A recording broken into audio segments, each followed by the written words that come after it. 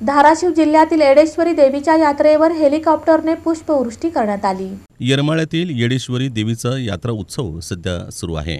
उत्सवातील चुनखडी वेचण्याचा मुख्य कार्यक्रम सोन्याच्या रानात पार पडला। यात्रेकरता राज्याच्या कानाकोपऱ्यातून लाखो भाविक येरमाळा नगरीत दाखल झाले आहेत। दरम्यान येडेश्वरी देवीच्या पालखीवर हेलिकॉप्टरमधून पुष्पवृष्टी करत आई राजा उदो उदोच्या जयघोषात लाखो जनसमुदायानं येडेश्वरी देवीचं दर्शन घेतलं।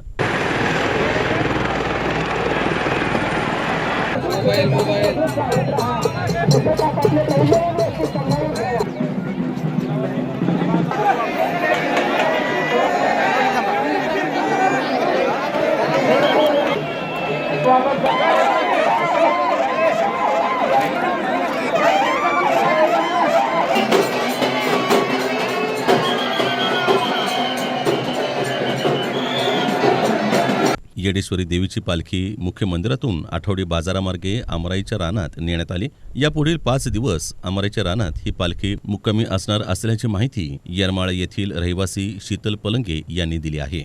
आमच्या आज जत्रा चालू झाली येडेश्वरीची येरमाळ्यामध्ये चुन्याच्या रानामध्ये पालखी आली आणि आज इथं डोंगरावर नसती येडामाई आमच्या इथंच असते, म्हणजे चुन्याच्या रानात आली। आज 5 दिवस ती गावातच असते। आता चुन्याच्या रानात पालखी परत आमराईमध्ये जाते।